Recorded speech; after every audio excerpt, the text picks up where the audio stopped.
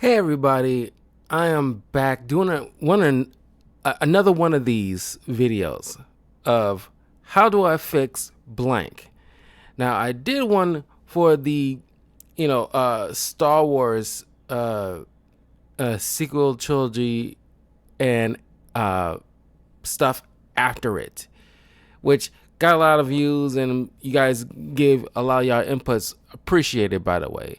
So I figured recently I've been thinking about like what we've been going through with Marvel Phase 4 and 5 and what just like the roller coaster ride we've been going on in terms of quality and quantity or lack thereof on the quality department, and just the lack of consistency in the MCU since Endgame.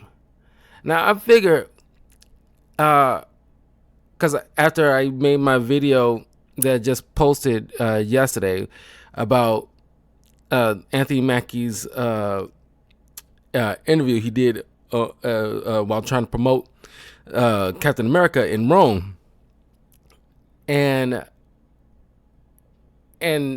because the movie is already on shaky ground because people are lacking faith or just tired of just the lack of quality in a lot of the movies and TV shows the MCU has provided us. Now there's some that we enjoyed a great deal, some are very mid, and some are just piss poor. Now, depending on who you ask, some might disagree with one to the other. Like, I really love Spider-Man No Way Home. Others view it as like a cameo fest. I don't agree, but that's how they feel. I actually enjoyed Moon Knight and Hawkeye and the Loki show. Some might disagree. I did not, feel all too pumped about like the new Captain America film coming up. I didn't really care for What If. Some might, disagree. But the main problem I feel is that I think a lot of people would agree that Kevin Feige, Bob Iger, well, of course, it was like a different guy before Bob Iger came back. But there was no plan, or at least there was a concept of a plan, if I might borrow the phrase. But they didn't have like a wait a bit. I'm pretty sure, thanks to the pandemic, they was kind of forced to halt certain productions, but it was already like, like, okay, because they treated these films and TV shows like content instead of quality shows that deserve care. And with the Disney Plus, they were trying to roll that out, and because of course it's a business, they got to make money. But the fact that you slowly but surely put less emphasis on the creative aspect of this business, where it should be like a symbiosis. Just like I wouldn't care for a movie that's or at least a production that's all about just the creative parts, but they don't have like the money team to properly budget everything. And then it's like, oh, what are you doing here? Like, one can outbalance the other. That's another thing. Also, clearly, Jonathan Majors properly, was set up to be like the major big bad. And given the fact that the whole situation with his ex and all that other stuff, and then just preemptively firing him, mostly because I think, they didn't properly set up Kang. And people might say like, oh, Kang was kind of boring in the comics anyway. So was part of the Guardians of the Galaxy, but they somehow made that work. Captain America and Iron Man were B-list characters before they gave, not only great actors, but also some proper writing to elevate them to A-list status. Some of y'all might not remember or did not realize that prior to the first Iron Man film, prior to the first Captain America film, Captain America and Iron Man comics wasn't selling all that much. No one was really checking for like Iron Man memorabilia or anything like that. No one was checking for none of that stuff. So just like with them, Kang wasn't really looked at as like a, like, oh wow, this guy, isn't it some kind of time traveler, blah blah blah. It's like, you didn't give him a chance. You didn't give him like a fair shake. You got a good actor, but everything else you seem to like not make it consistent to make him to show him that he is a credible threat, because he is a credible threat. You look at something like what was that TV show? Avengers: Earth's Mightiest Heroes. There's a lot of episodes with Kang, and it shows him a very serious threat. And Marvel with, or at least I should say Disney Marvel with, them trying to gobble up different like things like the Fox property and everything like that. It was like a whole mess. The way they treated the Inhumans was a mess. What they treated the Eternals was a mess, because they all should be under the same umbrella. Of course, they couldn't get the rights to certain things, and then Sony, situation that they had before with trying to, play tug of war with Spider-Man at the time, early on 2021. That was a whole mess and freaked everybody out. So I figure, okay, how would I at least come close to try, if I was in their position, to like smooth everything over so that way phases 4 and 5 would be at the very least consistent, if not on an upper tick, with staying consistent with the quality that we've been getting in the first 4 phases, or the first 3 phases. Now, of course, not everything in phase 1 through 3 were all that great. I mean, sure, like Thor 2 was not good, and a lot of people did not care for the first Captain Marvel film, but it made money only because it came in between. It was sandwiched in between Infinity War and Endgame, so people's hype was very high. So it kind of got, it kind of lucked out in the box office, because I might argue if it would have came out before or after, before the Infinity War and the Endgame, or after, well, I can't do it after Infinity War and Endgame, but if the movie came out prior to Infinity War, I don't know if it would have done as well. Might, lose a little bit of money, but it wouldn't definitely make the money they made. So, I'm gonna look through to see like what, like all the stuff that came out in phases 4 and 5, and see what we need to do.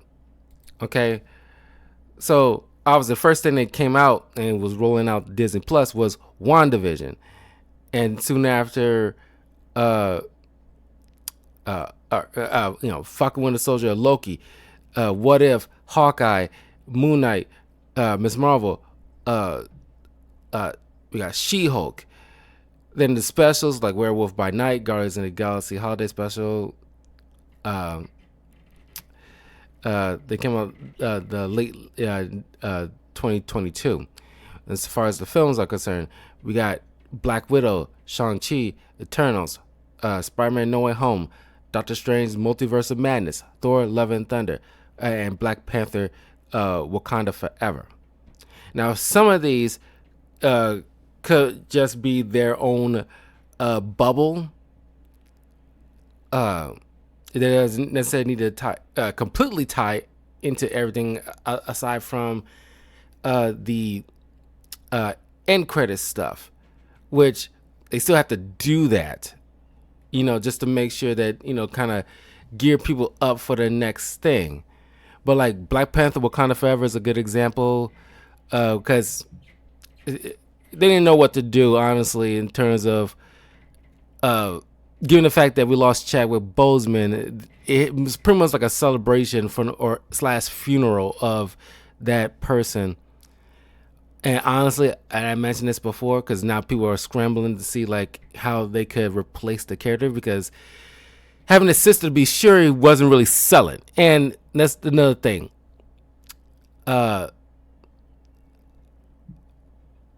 Because obviously during this period, since 2021 up until 2024, we have 4 years of certain political agendas. Let's be frank, there were, they was shoving in a lot of like female led this, and like multicultural that, which for the Eternals it kind of worked, at least personally for me. And of course Shang-Chi is okay, but it's just, you got to a certain point you feel like you're getting beaten over the head with it. And of course the Black Widow movie, a lot of people wasn't very hyped for that in the first place because it seems too late in the game, considering that the character died in Endgame. Now, you can make Black Widow work, because I view it the same way as like Andor. Andor died in his, in like Rogue One. Most people like me, he's like, why are you making a show about a guy who's going to die in a couple of years? It's like, why would we care? But the show is phenomenal. So that is a proven example of like a character might have died in a film, but you can make, of course that was a show, but you can clearly make that work in, being appealing. But people still at that time was, because the main villain was a very like a Harvey Weinstein type. So it's kind of like, okay, we, powerful business white men, is a danger. So they got to be like the driving villains for a lot of stuff when it comes to like a female led this men are bad, angle, which was heavily, influenced by the whole Harvey Weinstein thing. And then a lot of like, oh, rich people are bad thing. It was a whole mess. DEI was really rolling out at at the height of his power at that time. So I would have, because right now we kind of nixed that, but at that time, because it was definitely after the whole George Floyd situation, people's emotions was running high, and like, it's like, okay, we got sick and tired. People's, got a chip on their shoulder, so they got to make sure, okay, people of color, they got to be at the forefront. White people, straight white people, usually white men, got to be pushed to the side, if not there at all. That has to be like really mitigated. Okay, so certain movies and shows like Black Panther Wakanda Forever, that is its own little bubble, and they trying to introduce Ironheart. Ironheart is in the Black Panther 2 isn't the place for Ironheart to be introduced. She should have been introduced in her own way, but you kind of needed some kind of I'm a little all over the place. Mom is trying to try to figure out what the move a character like a chess piece to the right area. Okay. Black Panther 2, not a good spot to bring in Ironheart. I'm sorry. I know you're trying to utilize the goodwill of the whole Black Panther cast to elevate this character to gain, some drama, some kind of interest. It did not work. I want to say she's like an Iron Man fangirl, but she built. If you read her comics, she, in a way, idolizes Iron Man. So she should have been, because you was trying to roll out our Armor Wars at that time, which once again, when you're announcing stuff but it doesn't pan out, it's kind of like you kind of lied to the masses. First and foremost, stop announcing things that isn't a complete guarantee unless the production is nearly done. Okay? Don't stop. First and foremost, stop announcing stuff, before you know good and well that they're complete. Or at least part way complete. Second of all, sure, you want to elevate certain characters of different ethnicities and genders, but space it out. Don't beat us over the head with messaging and all that jazz. For Black Panther 2, it's not on Chadwick Boseman or anybody, but they, of course, people would. The most was raw, so I don't think it was like appropriate, I guess, or people wouldn't have felt too kindly of them just immediately replacing Chadwick Boseman's character with some other actor. I don't think anybody would feel too kindly if they just did that retroactively. But I kind of wish Chadwick Boseman had some kind of contingency plan in place, so that way it will blunt the pushback a bit. Where it's like, look, if something doesn't work out in this chemo treatment or whatever, if I don't make it, here's like a list of people I think would be a good fit for my replacement. So that way there won't be blowback. I was like, this is his wishes, this is a selection.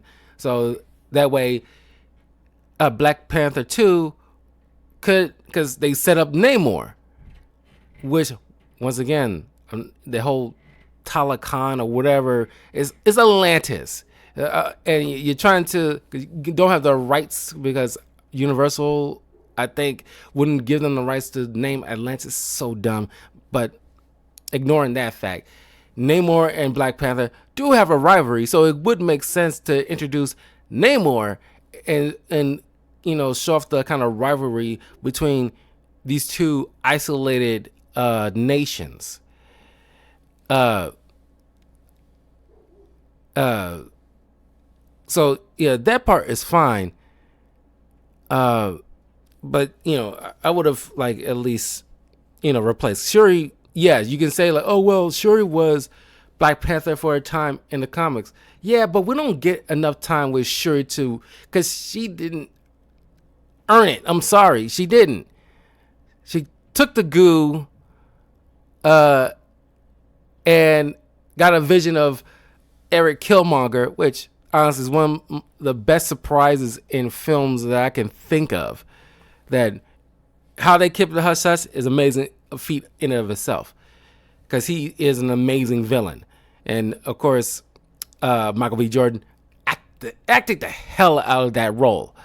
But the fact that she has the same kind of killer instinct and mindset of Killmonger was where did that come from?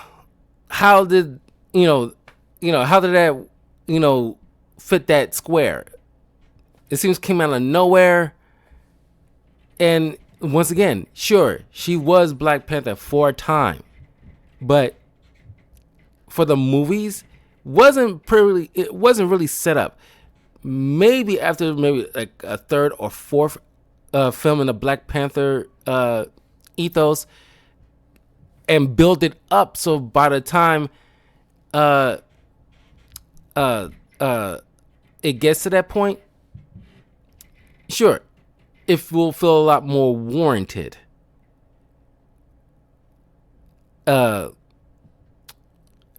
me go back with Black Widow. Sure, you're setting up, Yelena to obviously be the new Black Widow or White Widow, but the whole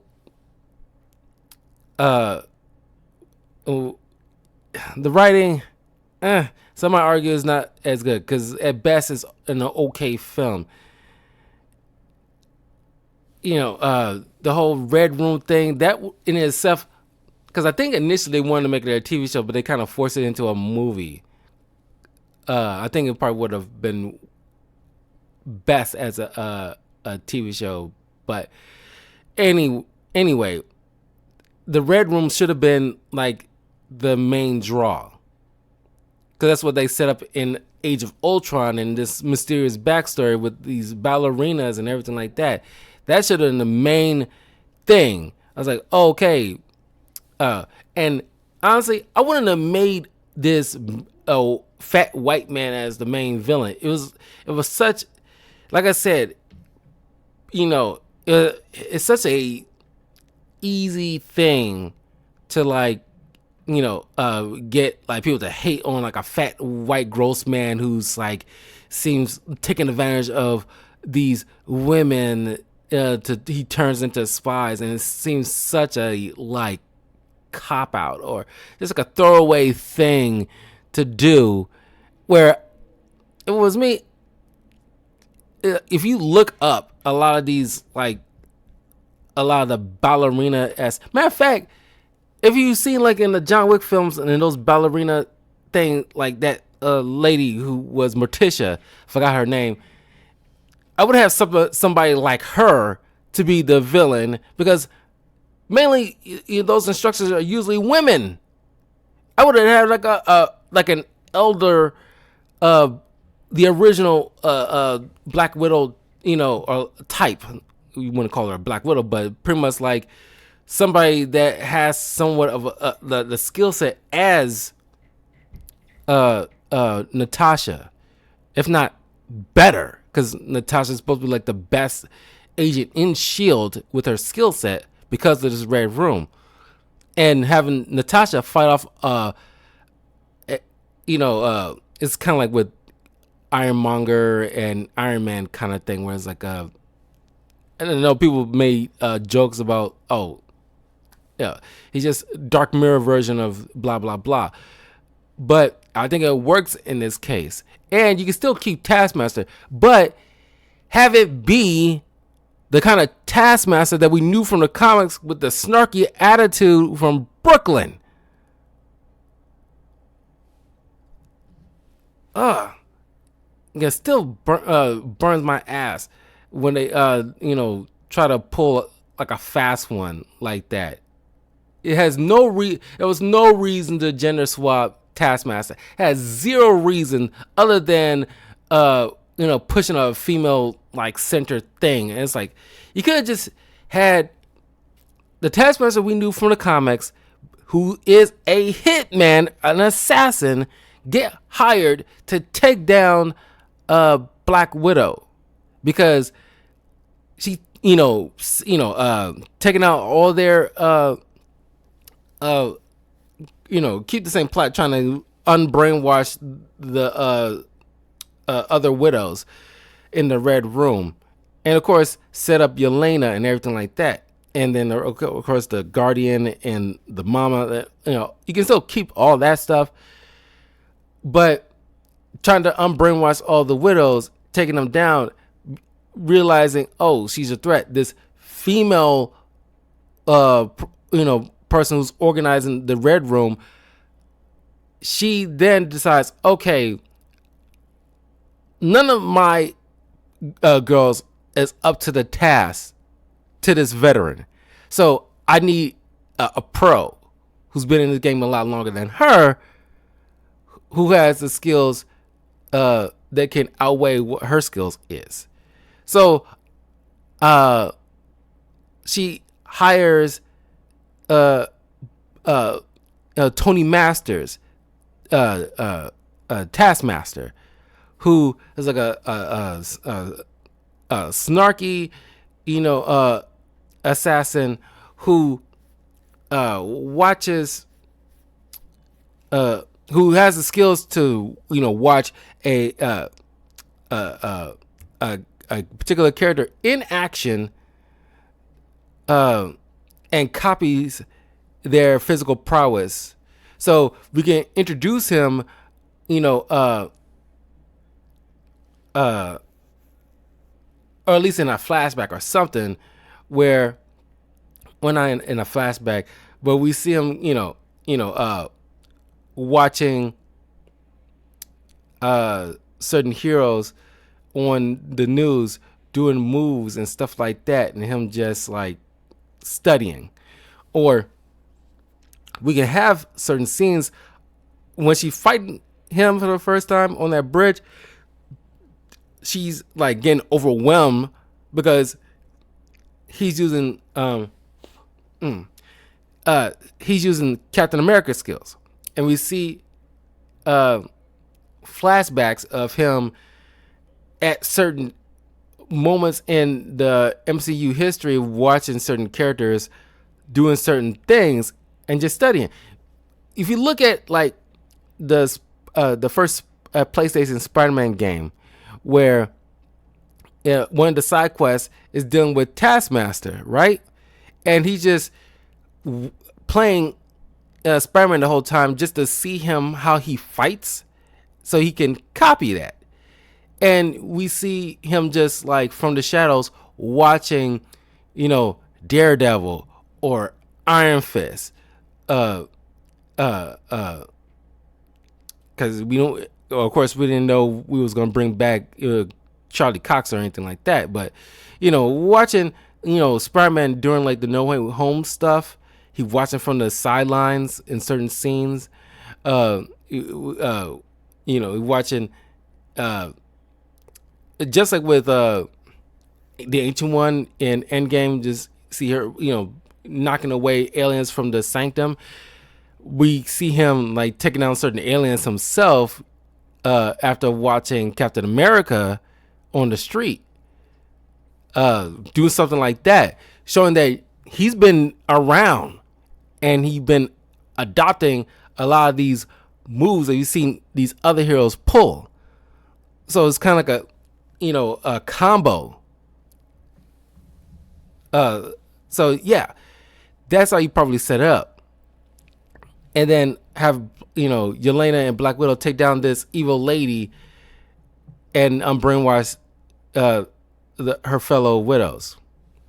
And then of course you can still have Elaine Bennett, recruiting Yelena and tricking her, thinking that, Hawkeye was the one who killed Natasha during the events of Endgame, blah, blah, blah. Because he's trying to set up Thunderbolts. But don't call it Thunderbolts. Just call it the Dark Avengers, because that's what pretty much the roster is, basically. And then, of course, we got Shang-Chi. I don't know about... You can, properly introduce the Mandarin, and I guess because Shang-Chi originally is not the son of the Mandarin. I guess you can get away with that still, making him the son. But the whole bracelet things, those are bracelets. Those are not rings. They should have just kept... Why is it you couldn't use actual finger rings? Because I'm thinking because mostly they didn't think Shang-Chi, if they want to, bring him into the Avengers movies and stuff like that, they need him to do more than just like, martial arts films. He needs something fantastical. So they can't give him finger rings, but these bracelet things are, good enough. But it's like, no, I'm sorry.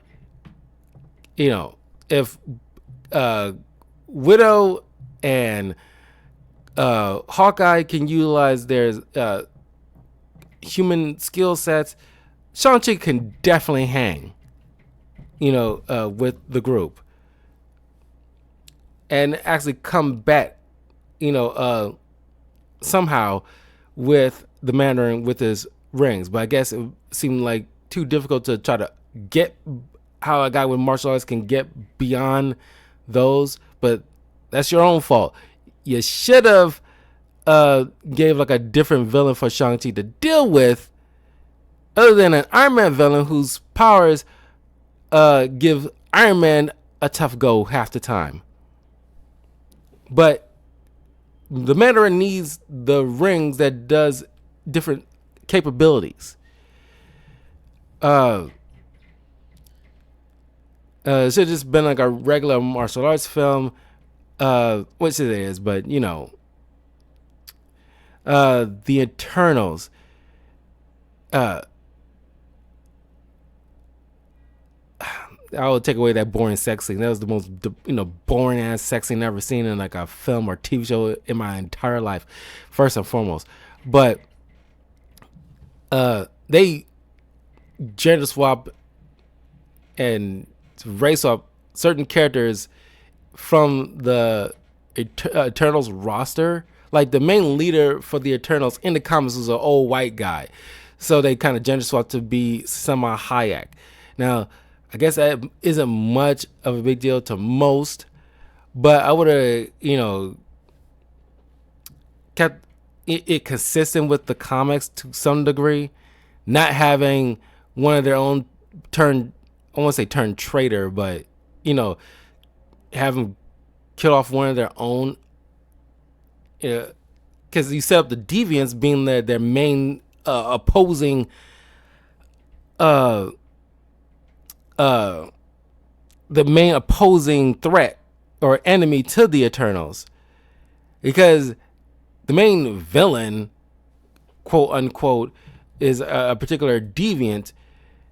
You should have just made him the overall bad guy.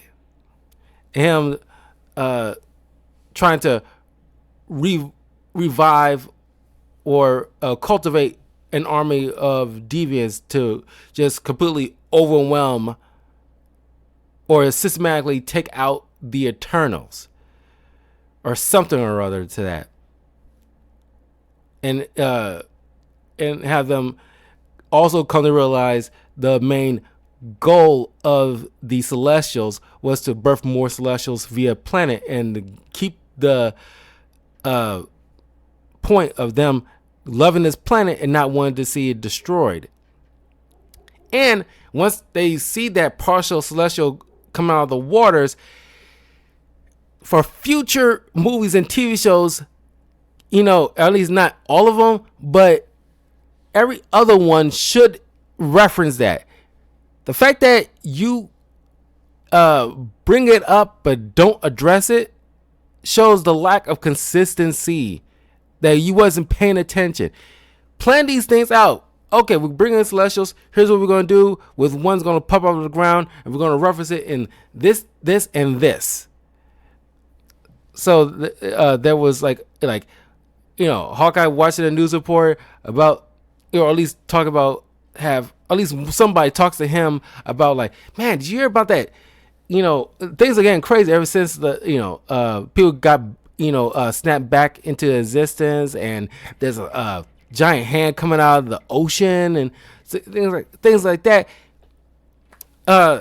Make sure that it's constantly in the background, or at least show in certain scenes that people are excavating that eternal, that celestial, because recently they mentioned like that's where they're going to get like animanium from the metal coming off that celestial from the water.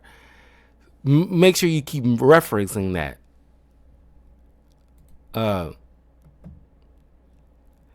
No Way Home and Doctor Strange too. I'll get back to that in a second.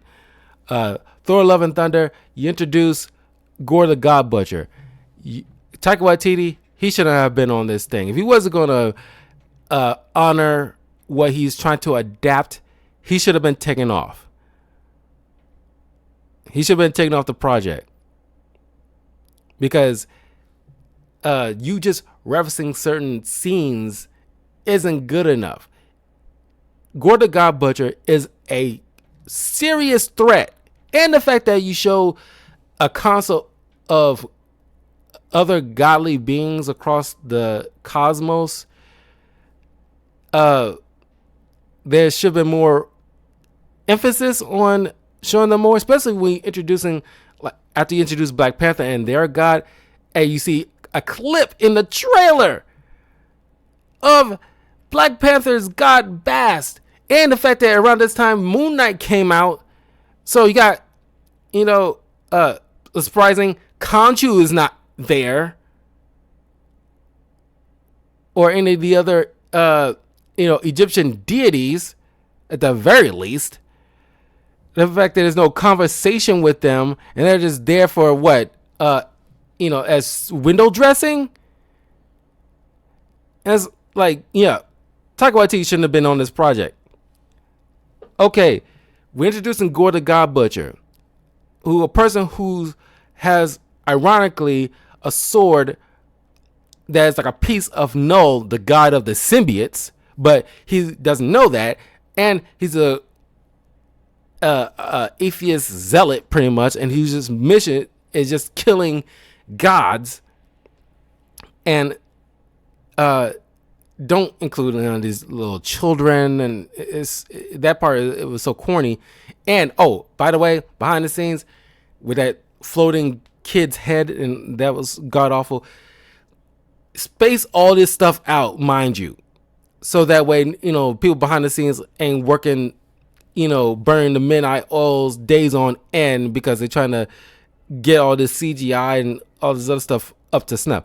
Space all this stuff out so people can focus on one thing at a time, give it the quality that it deserves.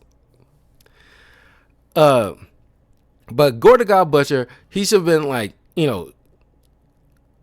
showing up, especially at this council of gods, showing that his capability of just murking all these powerful deities, like killing a couple of Greek gods, killing a couple of Egyptian gods, killing a couple of other alien gods, this is just to show, like, oh my God, this is like, a serious threat. And hardly any of them have the capability of really doing anything. And then, of course, with the whole Jane Foster, I mean, you can still bring that up because it's the first time we've seen Jane ever since, Thor 2. So, yeah, you can still bring up Jane Foster's Thor and stuff.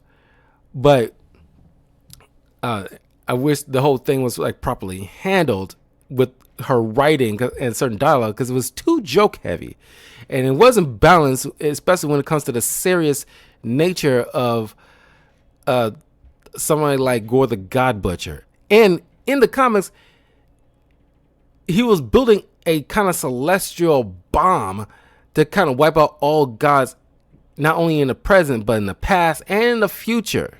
I did one of my first Thor comic that I reviewed was the first introduction of Gore the God Butcher, and how Thor had, been, throughout his young life, or young god life, getting to the present day, has every once in a while come across corpses of dead celestials.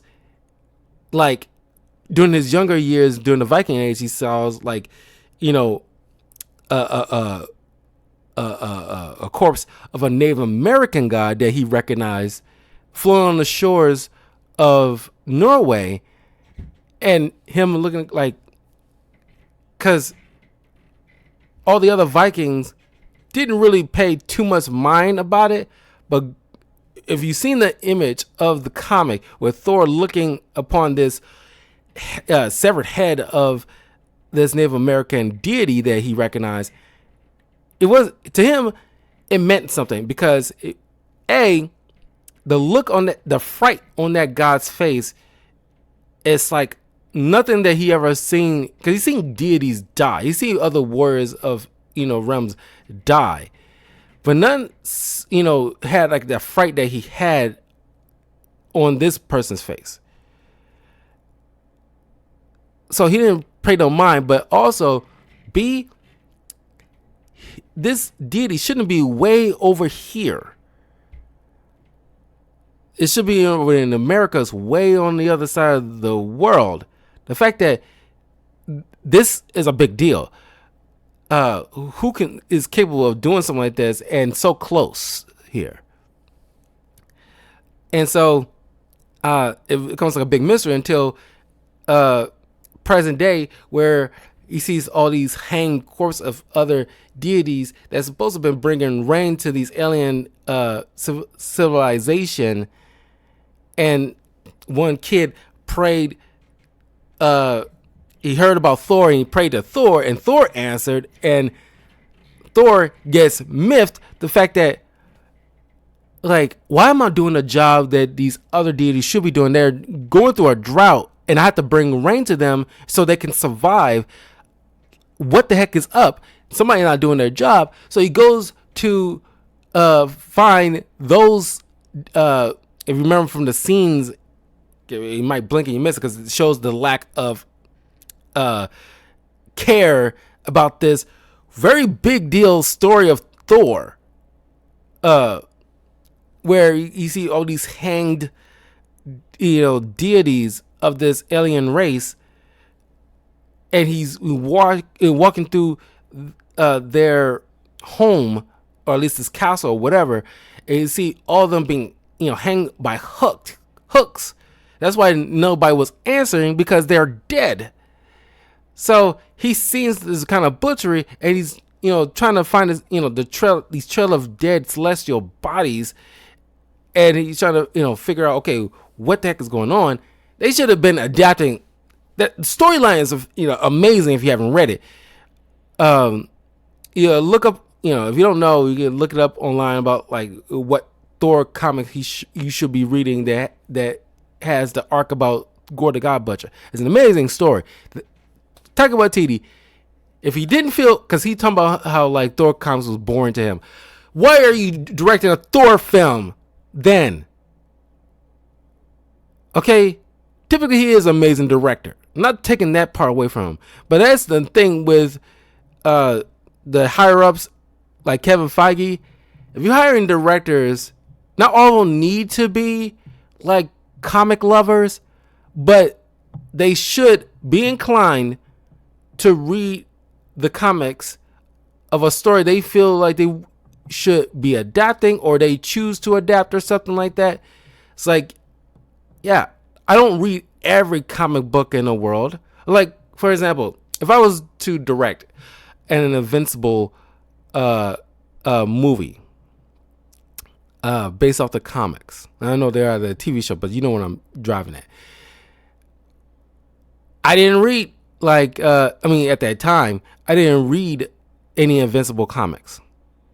But if I'm meant to adapt it, I'd be so inclined to read enough as I can about Invincible to properly give it, because it's obviously there's fans.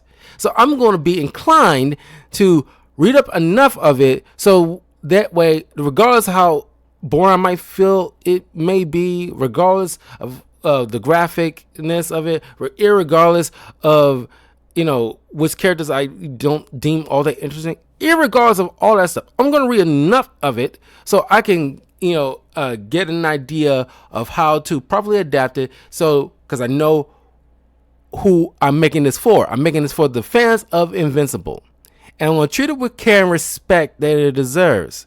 So, regardless of my personal feelings, and I might turn into a fan after I read it, who knows? But regardless of my feelings, I'm going to properly invest my time to make sure it's adapted faithfully and respectfully. If I don't care to do it, I'm not going to sign my name on the contract to do it. But I'm not going to say no to money, so I'm going to do it to my utmost abilities and give it my utmost respect. Taika Waititi did not do that with Thor: Love and Thunder. So I would have gotten a better director who would do the job that is asked and read the comics and adapt it properly. But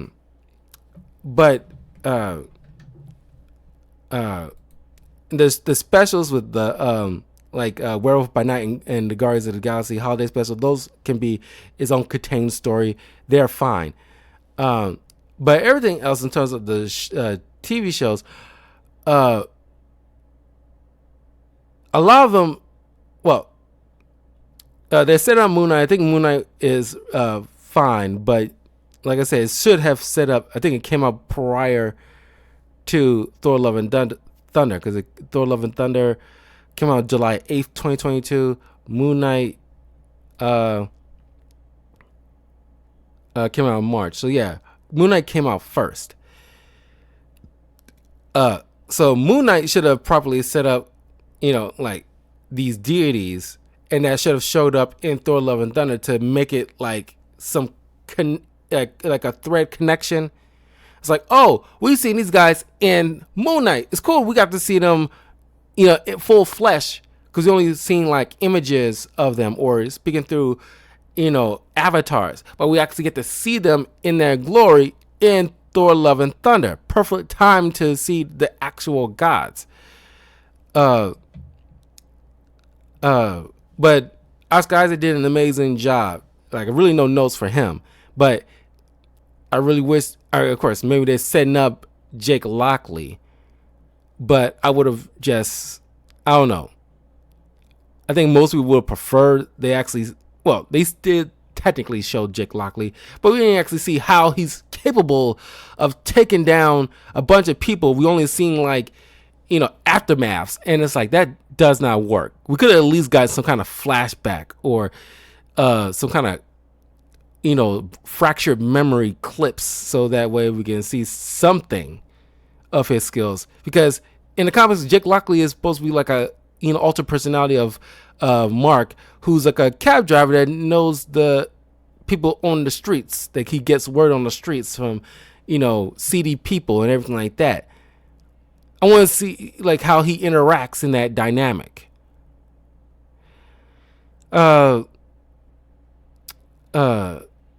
Hawkeye, I actually dig Hawkeye. Some might argue is like some kind of it wasn't to their standards. I mean, it was just fine. It's not much, but they pretty much setting up Kate Bishop, and I think Haley Steinfeld did an amazing job with that character. So I really got no big issues. I think that could be left alone for the most part. And it's a good Christmas film, honestly, or TV show. Kind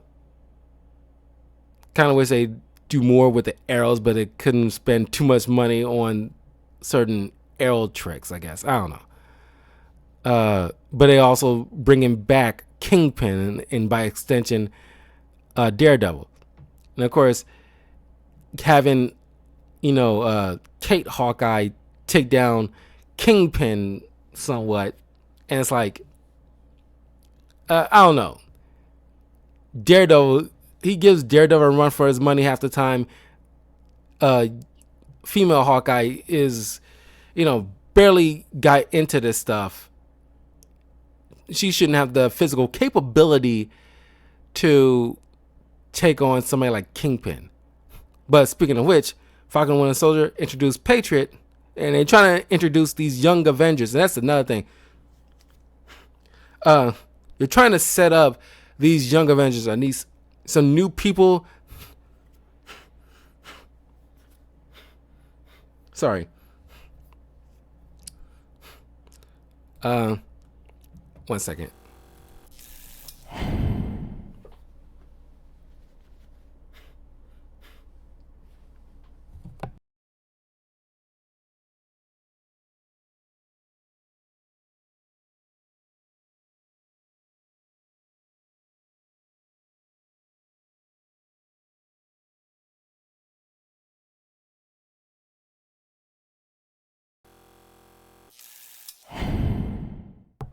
You're trying to set up You're trying to set up these young Avengers, which is fine, but you have to, make it consistent. Like at the end of the Marvels, you're teasing finally after what 3 years of finally properly setting up or at least addressing it, like with the whole Celestial thing. You're finally addressing it after 2 years, but you should have been on it from the jump. At the end of Falcon Winter Soldier,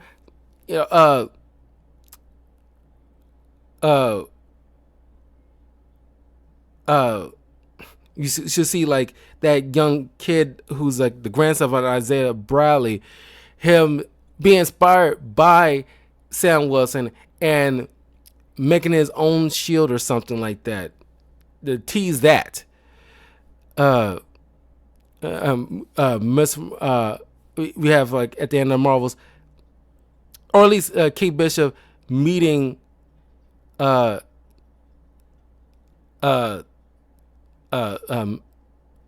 least because just like with the end of the Marvels, kind of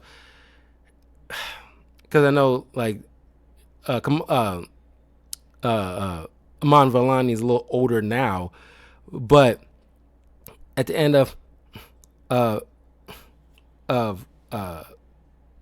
Miss Marvel, she should have been like getting word about Kate Bishop and Isaiah Bradley's son, and like making a plan on meeting these other kids. So that way, by the time the end of Miss Marvel, it all coming together. Or in Shang-Chi, instead of trying to set up, which by the way has not been resolved, where these rings come from, and like I thought they were setting up the Eternals, that they made them or something, but that wasn't the case. But instead of doing all that stuff, because apparently if Marvel doesn't care, why should we? They should have Shang-Chi, being set up to be introduced in a different show or a movie. So that way he could come in as a cameo in another show for one episode, just to make it consistent that, no, he's still around. He's coming back. Because that's another thing. You introducing these people, we don't see them for such a long time. And that's why, it seems so wibbly wobbly. Because these characters, we don't see them for such a long time. We got to, drive on the point. You're setting up people that we want to follow that isn't like the original team anymore. So, like, having one of them meet up with Spider-Man or something like that, Since Shang-Chi pretty much is like a street level kind of hero, technically, instead of, him meeting with Wong and all these other people, how about like him meeting up with Spider-Man or somebody, or helping him out with a crime, or helping out Hawkeye with a crime or something like that. Make sure like, no, these guys are here. Miss Marvel, Shang-Chi, Kate Bishop, I keep forgetting Isaiah Bradley's son, but like the Patriot, like, drive from, these guys are here. They're around. They're stepping up and stuff. It's like, oh, wow, they're dope. They're cool. I'm so curious at what we're going to see coming from them when they come together eventually in the next Avengers film. And how they will be, can they be in sync the same way, or at least will they, because in the first Avengers film, they didn't, it took them a minute before they actually worked cohesively. And will they do the better job in working together than the original Avengers team? Who knows? But you gotta drum up that interest by keeping them in eyes view. And with a Falcon Winter Soldier is you're trying to. I get it. The main plot is like, oh, these people who were snapped away are coming back, and now most of them are refugees. Half the population are refugees, and sure, that probably should have been like the main issue, instead of trying to add on top of these little flag smashes that mean nothing, and then drive home the point. You got to introduce some kind of racial narrative because, oh, a black man carrying on the shield and everything like that. And, well, you can still introduce the whole Isaiah Bradley thing. But, and sure, the racial strife. He went through during his day, which was more prominent. But since Sam, it doesn't live in that kind of time. Sure, there might be a few idiots out there in the world, but they aren't the majority like it probably was during Isaiah Bradley's time. And shows that, I'm going to carry on his legacy. I'm going to show that I can be a Captain America for all people the same way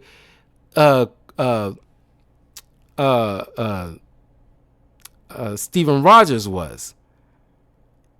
And I'm going to bring people together. And the fact that Sam Wilson, in case you forget, was when we saw him for the first time in the Winter Soldier movie, he was a counselor for veterans. And they barely bring that up. And we need to address, he can utilize that skill to bring people together, because he does that. I won't say it was like his day job or something, but he had the skill that he can, utilize to bring people together, and, because he was like technically a counselor, so he can utilize those skills to I'm here, for you guys. I'm here for you all. And then to get us hype for a movie that he will be in. None of that, you gotta do better, Senator. None of that crap. That was laughable. Let's be honest. And him actually want to step up to be Captain America. None of that wishy-washy, it's too big shoes to fill and blah, blah, blah. And it's like, you clearly accepted it. And it kind of feels so hand-wavy of that moment in Endgame, where it's like, you didn't say no to it, you took it. So you clearly, it's kind of like a contract. I won't say it's kind of like a contract, but you clearly agreed, and you was proud to accept the mantle. So now you kind of spend half the show kind of like, it's too big of a weight on me, and Black Americans isn't ready for a black Captain America. Stop it. You two all over the place with that. Because clearly it wasn't properly set up. Because you accepted an Endgame.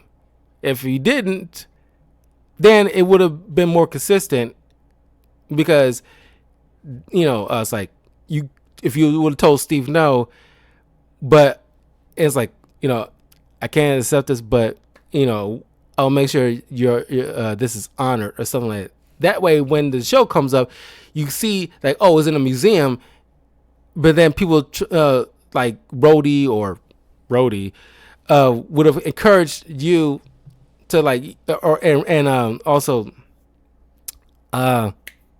Bucky would encourage you to you gotta take up the mantle. Somebody needs to. There needs to be a Captain America, and that's clearly you. Try to push him into it, but he, like a hero's journey thing, not accepting the mission, or at least the call to action, not accepting the call to action when he clearly is the guy. Then it would have been more consistent and would make sense why he is so hesitant on the role. But no, you clearly accepted it at Endgame. So now you gotta step up and make it a thing. At the same time, introducing U.S. agent while the government is trying to set up, trying to get more Captain Americas, I guess. I don't know, because they clearly trying to set up Thunderbolts. Yet maybe not the government, but Elaine Bennis, is like, oh, we deserve our own Captain America. This guy was too close to Steve, and he has that same mentality as Steve. We don't need that type of mentality in this day and age. We need somebody of the modern age. So we need a Captain America of our own. So I'll choose John Walker, who is a current military vet who got all these medals and all this other stuff, but he doesn't have the right stuff. Give him he took a build of the serum. He has now the skills, but he's still good enough and honorable enough, so where it's not corrupting him the same way it did Red Hulk. I mean, Red Skull. But clearly, it's like, he isn't Steve Rogers. So it kind of has this kind of rivalry between these two. Could have set it up that way, but then they end up teaming up to deal with these Flag Smashers. For all intents and purposes, all terrorists. They're trying to make them misunderstood terrorists. Stop it. They killed people. They deserve to go to jail. And then have at the end, Sam show the world that the U.S. government has not treated this original Black Captain America properly, and he should be honored and respected. And it would be like a big deal. I think I'm a little. This is like bullet point stuff, but I think that would have helped properly set up and be a little bit more. People be a little bit more eager to see his movie because him spending time with Steve so much, all that kind of rubbed off of him. On top of him being like a veteran consular, making him eager to show the world that Steve Rogers' path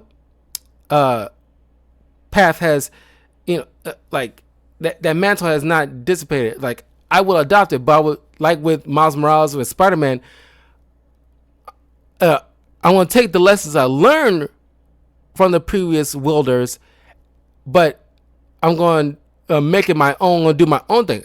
Because Sam Wilson, just like with Miles Morales, can't be Peter Parker or Steve Rogers, because the way they did it was their own way. They have to learn on the fly. They have to, save the world in what they knew how to do.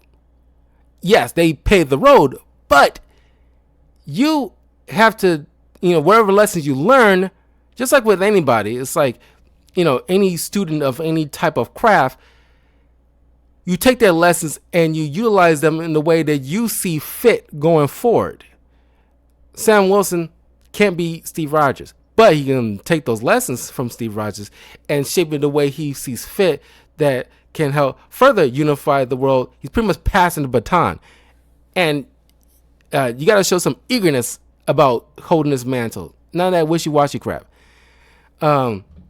Then, by the end of it all, set up the Young Avenger Patriot. That's two things Phase 4 and 5 needed to set up.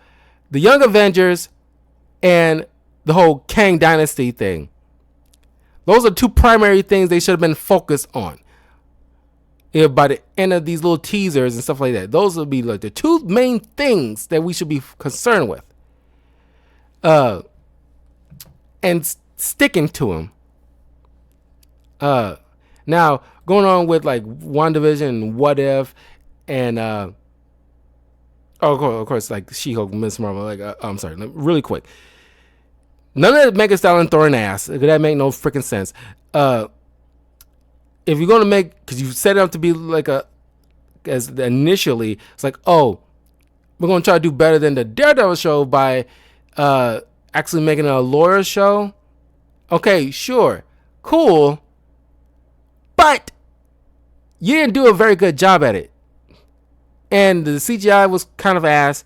And then you gotta set up like incels to be like your main bad guy, which is crappy. Then the guy who took, pictures of her during sexcapades and stuff like that, that guy didn't really get his comeuppance at all. So you clearly didn't think it through.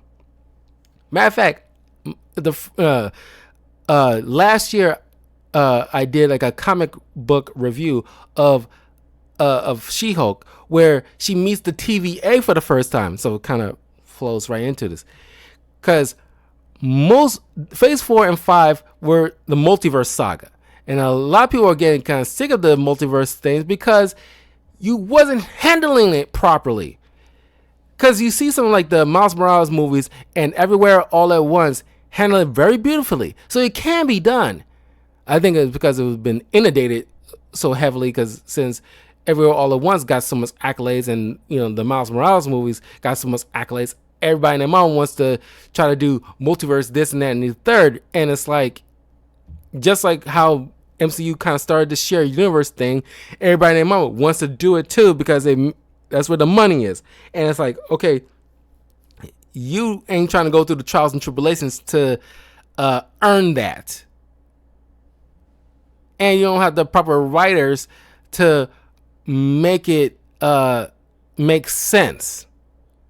So not everybody can just freaking do it. That is the main issue, I think. Not that it's the multiverse thing itself, but the fact that everybody and their mom want to do it without, rhyme or reason, only because it's the moneymaker for the time. And B, it wasn't just properly set up. And it wasn't spaced out enough. When the TVA was introduced in Loki, and the setting up like Kang the Conqueror and everything like that. Ever since then, Kang should be teased in every other show or movie that he's watching from afar, or he's setting the whole console of Kangs, and it's like, yeah, one variant of Kang is doing this, because he's following the orders of Immortus and the other three main leaders of the Council of Kangs, and following their orders, like, okay, go to this part dealing with She-Hulk, go to this part dealing with the What If stuff, because the What If series, most of it, wasn't really all that good. I think the first season was slightly best, the better one compared to the season 2 or 3. But, at the very least, in the What If should have been like his time to shine, and him looming in the background, seeing all this, because at the end of season 1 of the Loki series, you see all these branches flying out of nowhere because it wasn't like a singular timeline. Because, like the He Who Remains mentions, you think I'm evil? Wait till you meet my variants, because I might be pruning other branches and you might not like it, but I'm trying to make it consistent because I'm the best out of all of my other ones, because they will cause a multiversal world where nobody wins. I'm trying to make a consistent, at least one consistent thing, so where somebody wins. But now everything's all over the place and it won't be able to be contained. Now we get something like Spider-Man Far From Home, where all these different Spider-Man variants is coming out of the woodwork, and all their villains is coming out of the woodwork. Sure, you can say it's due to the spell, but I think it's the spell didn't help. Kind of, matter of fact, what's the word? Really,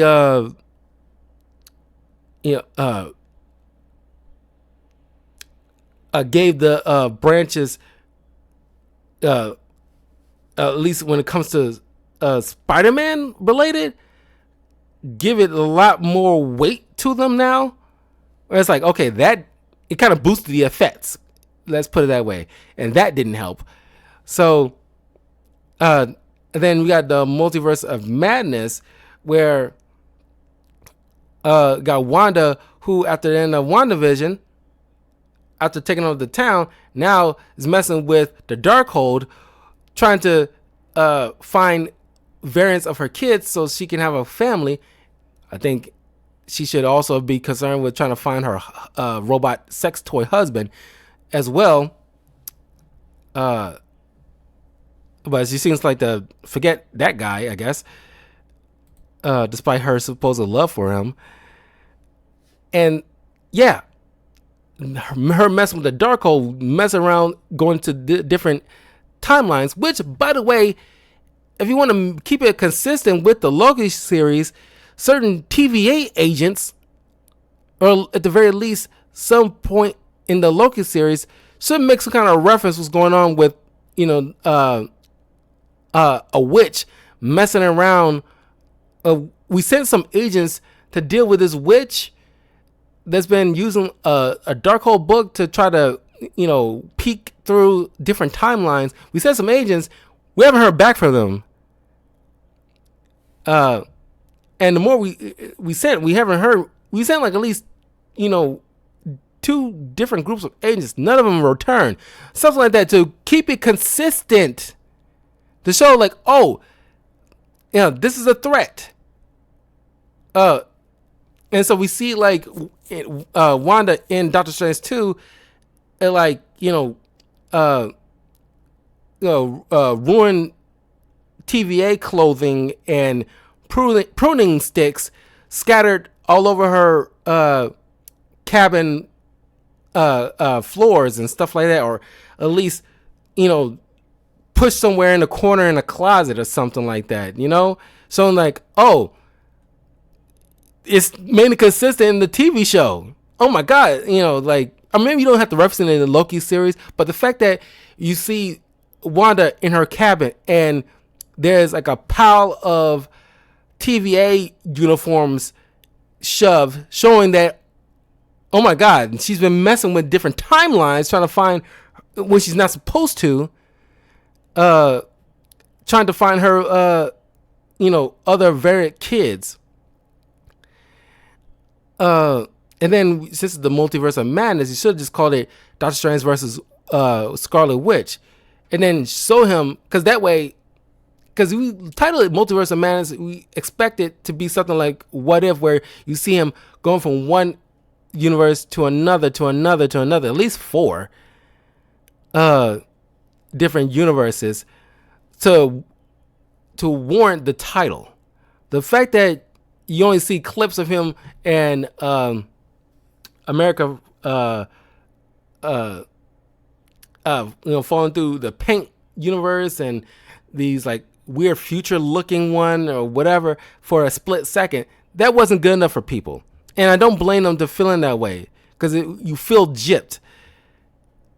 Just call it Doctor Strange versus Scarlet Witch, and then surprise us at him going through all these different universes, even for a split second, just to end up in an alternate one where we see the Illuminati and everything like that.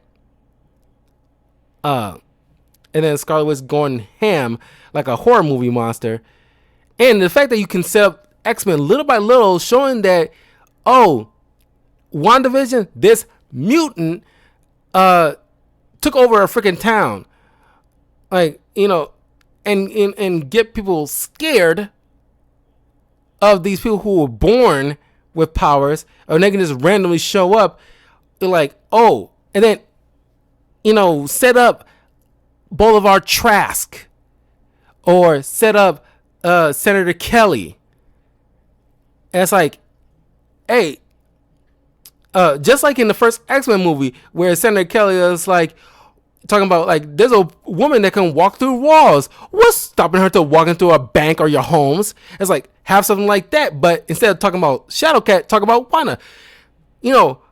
Back at this town, there was this, supposed witch who was born with her powers, who took over an entire town and living out some freaking like a TV show lifestyle. What's stopping her from doing that to a whole city or something like that? Properly set up these people. Properly set up the Young Avengers. Properly set up Kang, showing him looming in the background, because now that he remains and wrangling them, now they're going off to mess with certain things, set up Kang Dynasty to, muck with certain people in the MCU. And then set up mutants. Because clearly at the rights now, you can properly set up the mutants to show little by little they're showing up. And then little by little, they, with their powers uncontrolled, untaught to how to wield it properly set up like a school. Maybe they need a school to show how to properly handle and manage their capabilities so they don't go off the rails accidentally. Or probably help with some mental counseling, so in case something like Wanda don't go freaking bonkers one day and start slaughtering a bunch of people.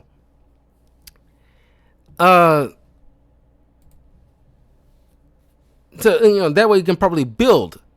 Oh, and like the whole She-Hulk thing. Like, yeah, when her first meet the TVA, because in the comics, the first time she met TVA, because uh uh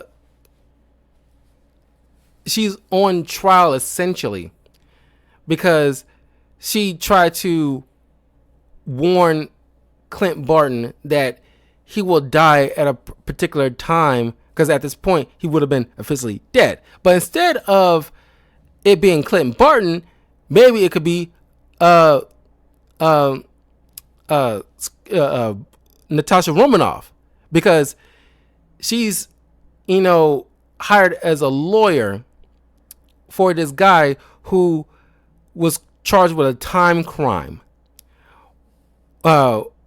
where he shot a guy that was going to kill him in the future. So they need a jury of his peers, but since everybody and their mama know about this freaking story, the TVA bring in different people from in the past that would have eventually will be dead in like a year or two anyway, so they won't affect what's going on in the future. Kind of like with Sylvie hiding out in different timelines that where an apocalypse is going to happen, so that way they can't be so she can not be tracked by the TVA, because that particular timeline is going to erase anyway. So bring it down to the micro level, these people are going to die in a year or two, so it wouldn't matter they're jury for this time court thing. So you can have Black Widow, that She-Hulk not knows personally, but heard through the grapevine through her cousin, that oh she's gonna die in a couple of years. I'm gonna warn her. But then after this trial is over and she won, now she's on trial and arrested by the TVA because she's trying to leave a note to somebody who's gonna die and trying to mess up that timeline, because that has to go through. So she gets arrested and then brought on trial. And, like it was in the comics, you see certain members of the MCU as part of the like witnesses, or just, in the pews as he's being brought on trial. And had that been the show, I think people have been a lot more invested. And it will be consistent with what's going on with the whole multiverse saga thing. Because I think people will be a lot more invested with the multiverse thing and a lot more easygoing of it if it was interwoven and connected properly. Take the time, actually read some comic books to actually make it make sense, so that way you can properly interweave it into not all of it, but at least half of them. So by the time we got to season 2 of Loki, it can all connect. And by the time we got to Deadpool and Wolverine, you can still have their jokes about how it's, Marvel's on a low point. It's the multiverse thing is kind of like, kind of so-so, but it will all line up. So it won't feel like a complete joke, because the multiverse saga has ended up being a joke. And that's a shame, because it's not fair to those involved, because they're trying their best, but the higher ups like Feige and Bob Iger wasn't, doing their due diligence in all fairness.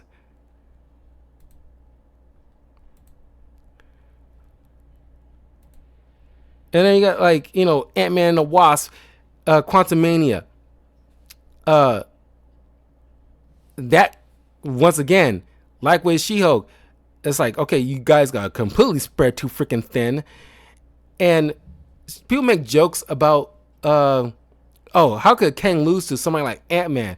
I recently rewatched, and I did a review on Ant-Man, not recently, but I did review the Ant-Man films. And I didn't rewatch, but I saw somebody react to Captain America: Civil War, and so how Ant-Man briefly took down Black Widow and then grew in size to deal with people like War Machine.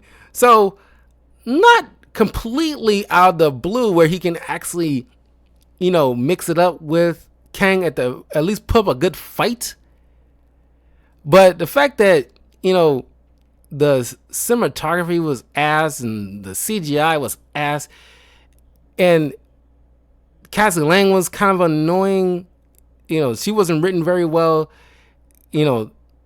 Most others wasn't. Most of the other supporting characters like Hank Pym and his wife, didn't feel like they was there to do anything other than spout maybe exposition. Matter of fact, you could have done a lot more with Hank Pym's wife explaining her time, instead of freaking out on everybody, actually sitting down and explaining to them her time in the quantum realm about this guy named Kang she met that was trapped there because, he had plans on conquering multiple timelines. She left him there when she got the chance to escape. She left him there as quickly as she could, and he cannot get out. All that should have been handled properly and took the time to, like I said, with the previous stuff, this movie could have been a big deal. But then again, some people say this is an Ant-Man movie, not really worth something as big as something like dealing with Kang, which fair enough, but they set it up, but it's up to them to make sure that, okay, we need to take our time, properly set up, because there's too many cooks in the kitchen. Everybody's trying to do everything all at once, no pun intended, and it's like you spread thin. Take your time with this. So of course, Guardians of the Galaxy 3, once again, that could be self-contained. This is like James Gunn's last rodeo.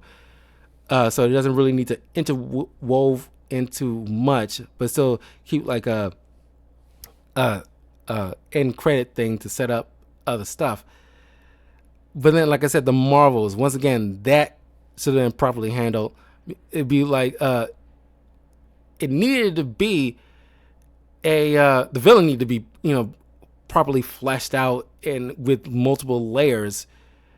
But then with the whole Bangles situation, I don't know, it should have been like something like Spider-Man Homecoming, where Miss Marvel finally meeting Captain Marvel and helping to teach this young girl how to be a hero, and going kind of sort of the same journey as Spider-Man did with Iron Man. And I remember the line from Homecoming, "I just want to be like you, but I want you to be better." I need that mimicked, where sure, Kamala Khan looks up to Carol just same way as what's her name, Photon looked up to Carol when she was young. But that could have been spent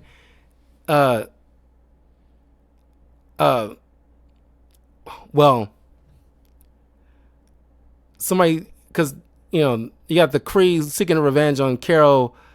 It should have been just seeking revenge on Carol instead of like, or at least taking all these atmospheres and waters from different planets to revitalize the Kree homeworld. Look, it could have just been, Carol, put our world through strife. Okay, we'll set up an army. We're gonna take over her home planet Earth, and turn into the new Kree home world, since you took out our supreme intelligence out of act of vengeance because she was emotional and felt like she was betrayed, but she didn't handle it properly. And that's like a hurdle she has to go through. It's like, I made a mistake. I got to pay for my crimes because Earth is paying for my sins because I was angry. And instead of thinking it through and properly get it, handled, I blew up a supreme intelligence who somehow, some way is connected to everything on the Kree homeworld, like the atmosphere and water for some freaking reason. I'm not sure how a supreme intelligence should have been like a freaking computer, all intents and purposes. But whatever. Instead of it being interconnected to like its atmosphere or whatever, you can still have her take out the supreme intelligence, which is pretty much like the Kree's god, essentially, an act of revenge, set up an armada to go after Earth.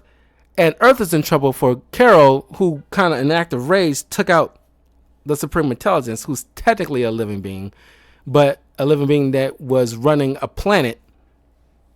So now Earth is paying the price, and both Photon and Ms. Marvel has to come to grips that Carol, even though she is a hero, she's not perfect. And get over her abandonment issues. Photon comes to understanding that Carol had a job, that was more important than what she realized at that time when she was young, and she had to get over that kind of hang up and help, fend off Kree forces that's trying to invade the planet. Sure, I guess you can keep the whole Bangle thing and I guess use it as like a immediate space travel, open up wormholes or something like that. And that way you can still keep Photon going through the hole and end up in a different universe meeting the other X-Men or a Beast or whatever. But at the very least, you can at least keep it consistent. But the Marvels wasn't all that good because in most of it didn't make any sense. But yeah, I mean, I think that's as far as it's. Secret Invasion. That could have at least been like a movie, or if you're making a show, because you couldn't actually bring in the heroes. Either don't do it, or once again, think it through. Because it doesn't make any sense how, like, okay, you set up that, Fury used all these Skrulls who were refugees essentially as his eyes and ears. That's how he knows so much. You can set up the Super Skrull to pretty much try to do like a coup and a takeover, and set up the Fantastic Four or something like that. Or if no, don't do that at all. But it's just it didn't make any sense given the fact that Carol, there's plenty of homeworlds you can have these Skrulls set up camp at instead of having them remain here on Earth. That whole entire thing was a mess. I say personally, don't do it at all, because this probably would have been best fit for a movie, so you can utilize, like the comics, certain heroes have been replaced by Skrulls, so it can actually make sense. Because now you kind of left it on the table, and I'm pretty sure Marvel's going to just completely ignore Secret Invasion altogether, because now it's like people are killing one another or certain political officials because they're thinking, oh, there must be Skrulls. And it causes big kerfuffle, but it kind of left it on the table. So just forget it altogether. Just like with Acolyte, it's going to be forgotten altogether. She-Hulk is probably going to be forgotten altogether because it was trash. Echo seems like a throwaway. You kind of, it's like the supreme DEI thing with not only you could have just left it the fact that she's Native American and deaf. But then you got to add in paraplegic on top of that. and obviously you threw it all in one packet instead of it being one episode per week. You threw it all together. Clearly, you just want to get rid of it. You couldn't shelve it or nix it all together, so you had to commit and throw it all out. Yeah, Echo wasn't, didn't seem all that good. I didn't even watch it. It seemed so uninteresting to me. And the fact that, like She-Hulk, you keep dragging out, when Daredevil's coming in, and it's like just to try to entice people to watch. Because otherwise, by itself, nobody will be bothered to watch. Agatha All Along, that's another show I think it would have behooved them to throw in Kang in the background at the least teaser or something like that, saying that he's manipulating things behind the scenes. You could set up Mistress Death. You did pretty good with that part at the very least. But you had to do something with her connection with Thanos in some kind of way, in my personal opinion. I haven't been watching Your Friendly Neighborhood Spider-Man. Did not seem so interesting to me at all. And once again, I think it was something different when it was, when they first conceived the idea of making a animated Spider-Man, a new animated Spider-Man TV show. They had thinking one way, having Tom Holland being the voice of it and doing a whole bunch of other stuff with it. But then they shifted to some other actor voicing Spider-Man, and I seen clips of the first 2 episodes, and it's like, oh God, and it's like all the race swapping and like you got Kirk Collins as like a black woman with the same name. You couldn't even give it like a different name, because you can say that, you could just see it as like a different alternate universe. It does it with other stuff. Sure, but you keep the same exact name. You know full well that wasn't their line of thinking, and they're using like the multiverse as like a scapegoat. It's like, it's a different universe, so we can do all this DI stuff, so we can make it's like, no. You clearly just wanted to race bend just for the sake of it, and not for any kind of narrative purpose. I ain't watching that. It's like with What If, completely uninteresting to me. And speaking of What If, they really going ham on the Peggy Carter stuff, and it's like, you're going more ham with Peggy Carter's Captain, I won't call her Captain America, it's Captain Britain or something like that. You're going a lot harder for her than you are with Sam Wilson Captain America, which is weird. You could have been spending a lot of time to really hype up that guy, since he's going to have a movie soon. But I think Daredevil Born Again is probably going to be like the best show of all this year. So I'm going to leave that one alone. And then, of course, Ironheart. That's pretty much TBA for the moment. But that should have been its own show from the jump. Or if you still was going to commit to Armor Wars, you could have introduced her in that, because she is an Iron Man-centered character. But I guess, most people's line of thinking is like, we don't want a female having to learn from a man, so we introduce her in Black Panther 2, where primary main characters are black females. So it would look good better that way, instead of learning from a white man and all this other stuff. Let's be honest, that was the mindset of a lot of them at the time when this was on the cutting room floor. But now things are shifted. Now you're going to see, moving forward this year, a lot of things shift from what they probably would have been written down on script wise a year or two before.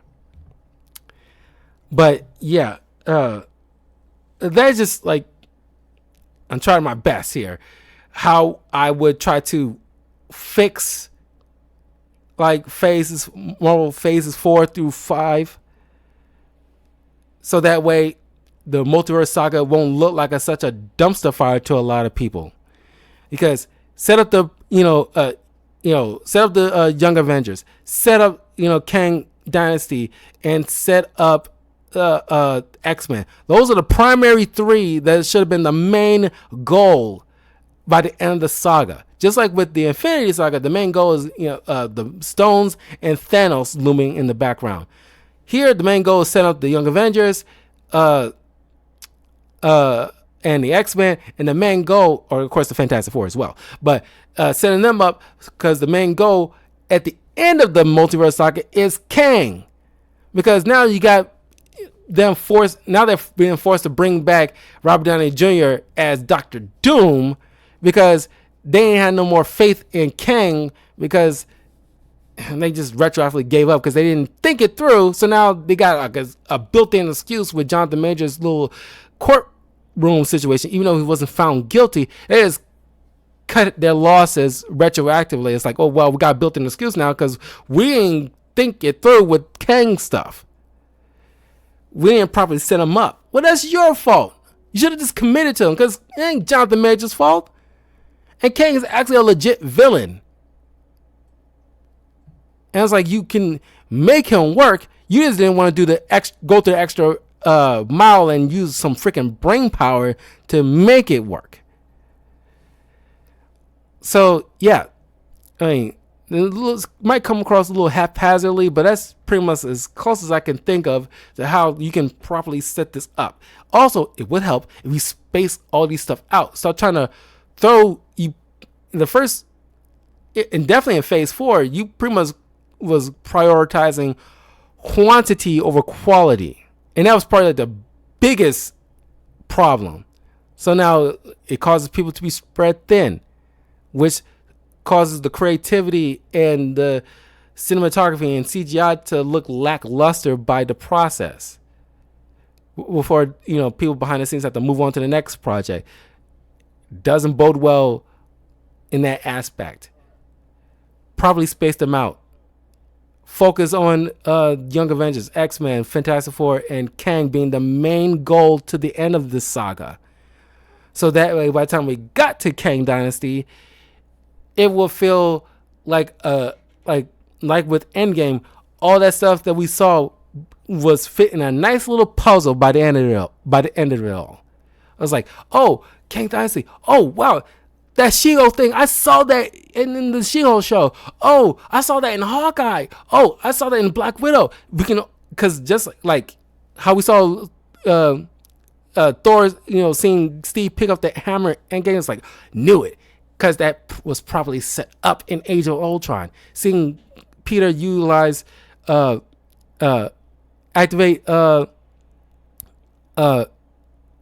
kill mode, that was probably set up in Homecoming. So when you watch this stuff, it feels earned. Instead of now, it's going to be like a combobbled mess. But anyway, that is my thoughts on how I can, how I would fix the phase 4 and 5 so far. But let me know what you guys think. How would you do it personally? Because, there's a couple things I probably would have left out. Echo and Secret Invasion, I would have just left that out altogether. I don't think they were worth the time and the budget. Anyway, let me know in the comments below. Be respectful. Leave a like. Let me know what you guys think, and I will see you guys later once I get back to playing some more video games, because it's been a minute since I streamed some games for you guys. So I'm gonna get back to some Pokemon, get that wrapped up because I want to get to playing something else. But anyway, see you guys soon. Take care.